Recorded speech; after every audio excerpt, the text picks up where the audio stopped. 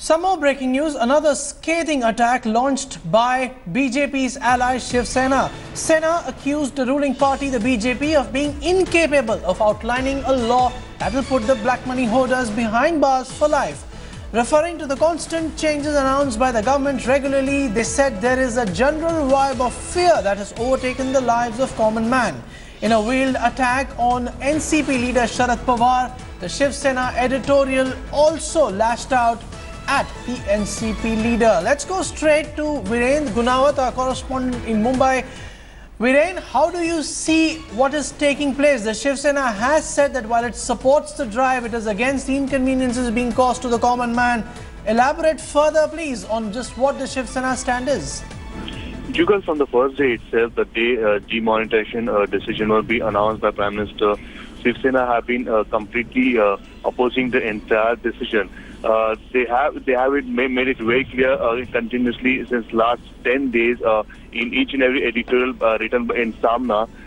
Even today, they have said two important things. One, the decision that if a person would like to is going to put in black money in other relatives' account, then there would be a 7 years imprisonment that's been announced. But on that station, I have said, so why 7 years? Even the common man should be put in jail for the whole life.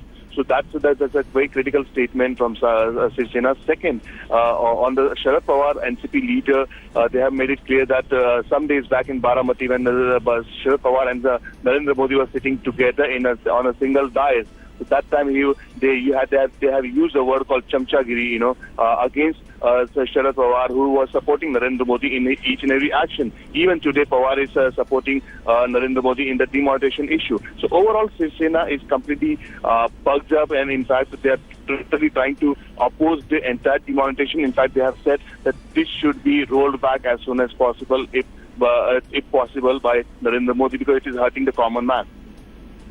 So, Viren, there is a consistency which is being seen in the Shiv Sena stand on the issue of demonetization, isn't it?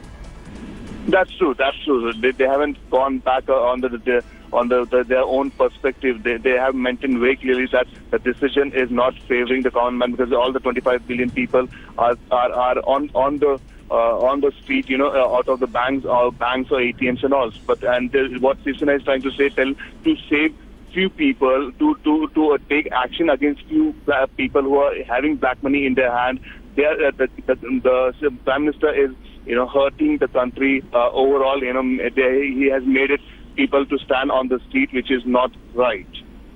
Okay, that was Viren Gunawat. We are also joined by Deputy Editor Brijesh Pandey. Brijesh, we saw the Shiv Sena joining the ranks of the TMC and other opposition parties in taking on the government. Now today, as you've just informed us, the Prime Minister has agreed to grant an audience to the Shiv Sena MPs. What further do we expect from this point onwards? Well, I think the Shiv Sena has taken an extremely belligerent stand as far as this demonetization issue is concerned. They're saying that if the government doesn't allow the cooperative or the Zilla Bank to deposit or change the notes, then they will go on to they will further intensify their protest.